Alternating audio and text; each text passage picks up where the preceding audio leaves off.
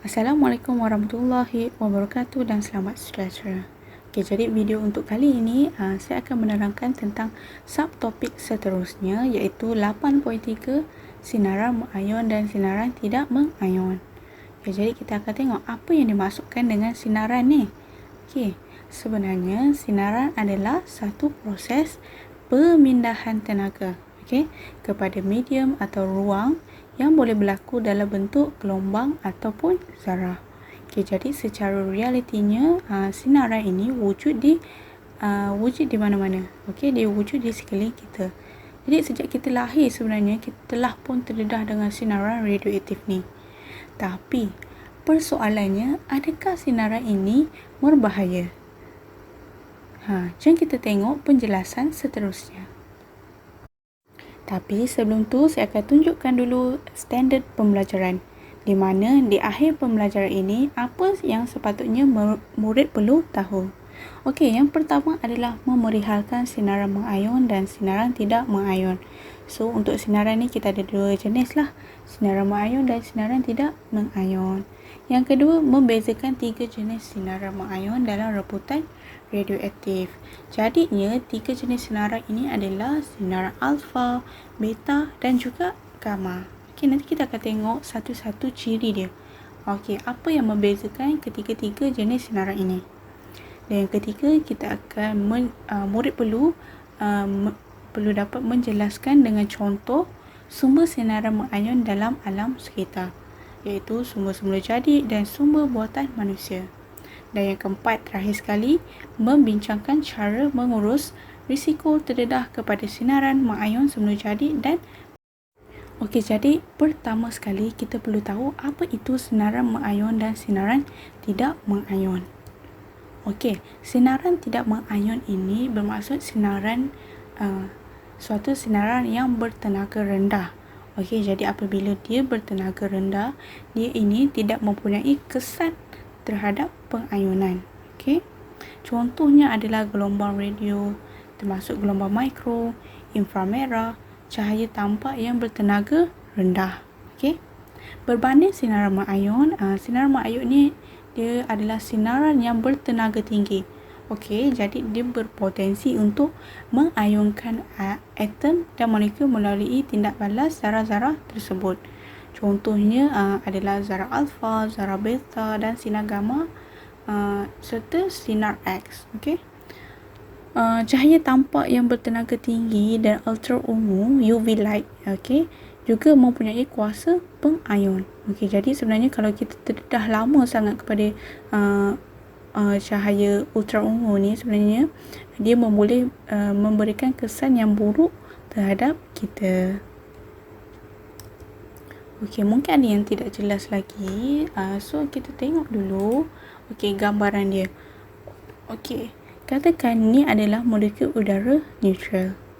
Dan apabila sinaran melalui molekul udara ini, dan tidak berlaku perubahan terhadap molekul udara tersebut, maka sinaran itu dikatakan adalah sinaran tidak mengayon. Tapi sebaliknya, contohkan ini adalah juga molekul udara neutral dan sinaran yang bertenaga tinggi melalui molekul udara neutral ini tadi.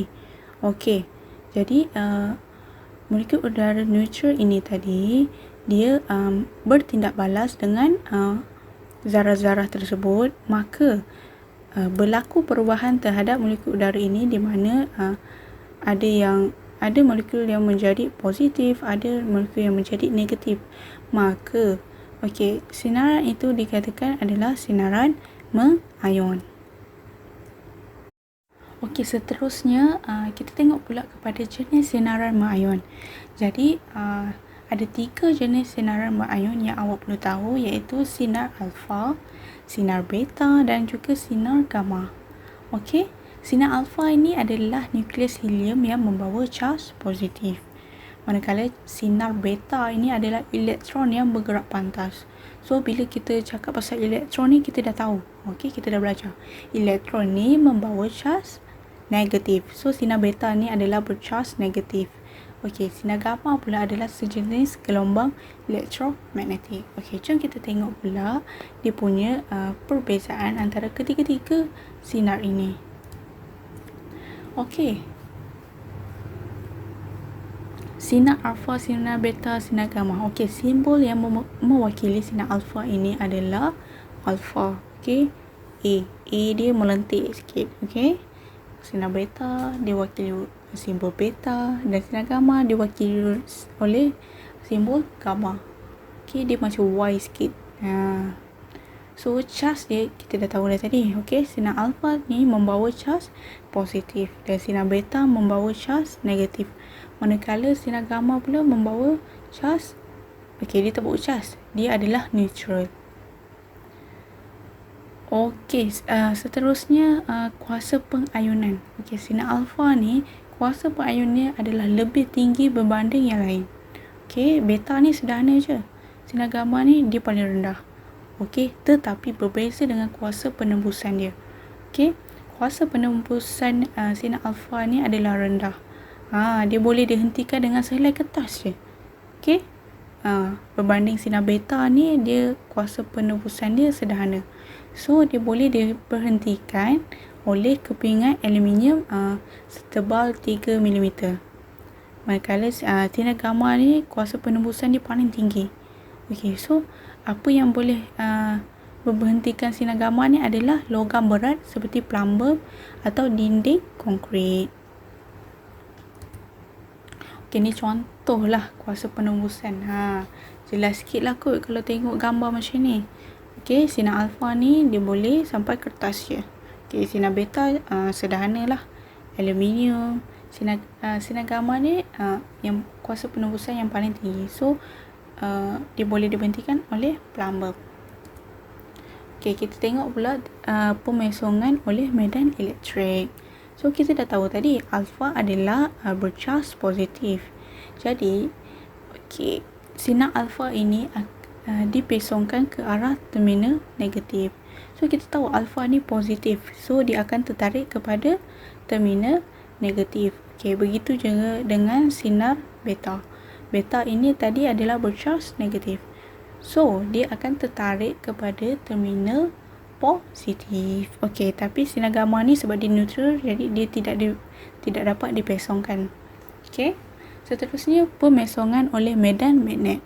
Okey, lintasan pergerakan sinar gamma tidak terpesong semasa melalui medan magnet. Okey, sebab dia adalah neutral tadi kan. Okey, seterusnya kita akan tengok pula kepada sumber sinaran berayon dalam alam sekitar. Okey, sumber sinaran berayon terdapat dua, iaitu sumber semula jadi dan sumber buatan manusia. Okey, jadi kita tengok dulu apa contoh bagi sumber semula jadi. Yang pertamanya adalah sinaran kosmik. Jadi, sinaran kosmik ni merujuk kepada zarah yang berkelajuan tinggi yang terdapat di angkasa lepas, iaitu di dalam sistem suria ataupun galaksi lain.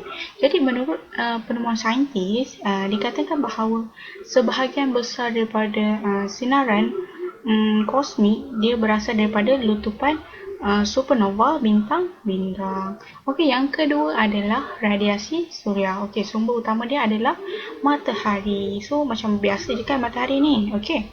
So matahari ini telah memancarkan beberapa sinaran seperti sinaran inframerah, cahaya tampak dan sinar ultra ungu. So yang macam saya cakap tadi, sinar ultra ungu yang bertenaga tinggi ini sangat berbahaya kepada kita sekiranya kita terdedah dalam dos yang tinggi. Okey, dia boleh memberi kesan dalam jangka masa yang pendek ataupun dalam jangka masa yang panjang.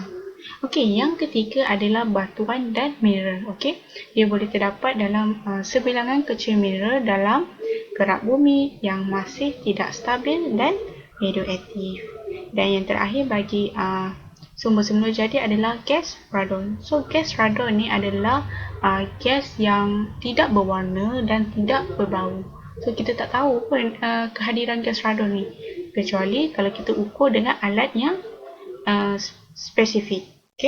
Okey, gas lada ini hasil daripada perebutan radioaktif unsur radium. dan dia wujud secara semula jadi dalam atmosfera. Okey, kita pergi kepada sumber buatan manusia pula. Okey, sumber buatan manusia yang pertamanya adalah penggunaan tenaga nuklear dalam menjana kuasa elektrik. Jadi selain kita guna petroleum, sumber gas asli yang lain, okey, kita boleh guna juga tenaga nuklear. So, macam mana tenaga nuklear ni menghasilkan menjana kuasa elektrik? So, tenaga nuklear ini menjana elektrik daripada proses pembelahan nukleus dalam reaktor yang menghasilkan tenaga haba. Okey, jadi tenaga haba ini akan menukarkan air kepada bentuk wap yang kemudiannya akan disalurkan ke turbin untuk menghasilkan elektrik. Okey. Yang kedua, sumber buatan manusia adalah ujian senjata nuklear dalam bidang ketenteraan. Dan yang ketiga adalah penggunaan sinaran mengayun untuk tujuan perimejan dan terapi dalam bidang perubatan. Sebagai contohnya adalah kita guna tenaga nuklear ni untuk radioterapi dan X-ray. Dan yang terakhir adalah penghasilan dan penggunaan radioisotop dalam pelbagai bidang seperti perindustrian dan pertanian. Okey, sebagai contohnya dalam bidang pertanian kita guna karbon 14. Okey. Kita gunakan untuk mengkaji proses fotosintesis. Selain itu juga kita gunakan sinaran gamma, okey, untuk membunuh atau memandukan makhluk perosak. Okey, seterusnya kita tengok pula apa itu sinaran latar belakang. Okey, sinaran latar belakang ialah sinaran mengayun yang wujud di persekitaran yang kita diami. Jadi manusia ini sentiasa terdedah kepada sinaran latar belakang daripada pelbagai sumber. Okey, ini contoh seperti yang saya sudah terangkan tadi. Okey, yang pertama adalah sinaran kosmik. Yang kedua adalah pemeriksaan dan penerima rawatan yang menggunakan bahan radioaktif. Ini contoh dia X-ray ni. Okey, yang ketiga adalah sisa radioaktif daripada kemalangan reaktor sistem jana kuasa nuklear dan ujian nuklear. Okey, jadi aktiviti manusia menyumbang 20% daripada sinaran latar belakang yang kita terima. Okey, bagi unit pengukuran dos sinaran latar belakang kita guna unit microsievert per jam. Okey. Jadinya 1 sievert bersamaan dengan 1 joule tenaga sinaran mengayun yang diserap oleh 1 kilogram tisu hidup. Okey. Dos sinaran latar belakang yang diterima oleh orang awam dalam setahun ialah kira-kira 0.2 microsievert per tahun. Okey. Dos sinaran latar belakang yang normal ialah kurang daripada 0.2 microsievert per jam. Okey, seterusnya kita tengok pula kepada faktor-faktor yang mempengaruhi penerimaan dos sinaran mengayun. Jadi faktor yang pertama adalah lokasi yang didiami. Jadi kawasan yang berlainan pada permukaan bumi mempunyai bacaan sinaran latar belakang yang berlainan. Okey, sebagai contoh Bandar Sinovi dan Malaysia. Okey, Bandar Sinovi ini mempunyai bacaan sinaran latar belakang yang tinggi berbanding Malaysia.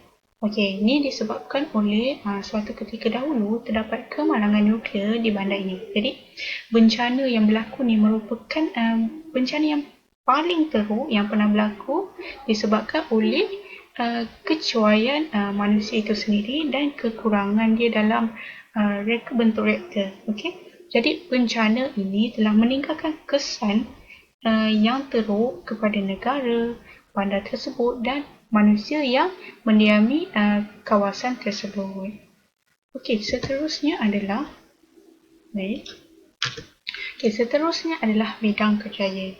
Jadi kerjaya yang tertentu seperti pelombong, angkasawan, juruterbang mempunyai risiko pendedahan yang lebih tinggi berbanding orang awam. Okey. Yang ketiganya adalah aktiviti khas. Okey, sebagai contoh, individu yang menjalani aktiviti khusus dalam bidang radioterapi dan kru penerbangan menerima dos tambahan. Okey, jadi berapakah kadar dos sinaran mengayor yang diterima oleh manusia? Okey, jadi bagi pekerja yang mengendalikan sinaran radioaktif, dia menerima 50 mikrosievert per tahun. Okey, dos sinaran. Okey, bagi mereka yang melakukan embasan CT, okey, dia menerima dos sebanyak 7 mikrosievert. Dan bagi pekerja lombong uranium, okey, dia menerima dos bagi sinaran radioaktif sebanyak 4 mikrosievert per tahun. Dan ini pula adalah angkasawan yang bekerja di stesen angkasa lepas. Jadi dia ni menerima sinaran kosmik yang tinggi. So, berapakah dos dia adalah 0.35 mikrosievert per tahun. Jadi yang normal adalah 0.2 saja. Okey, yang ini telah melebihi daripada tahap yang normal. Dan seterusnya adalah kru pesawat. Okey, dia terdedah kepada sinaran kosmik. So, berapa yang diterima? So, diterima dos sinaran mengayon sebanyak 0.003 mikrosievert per jam. Okey, manakala bangunan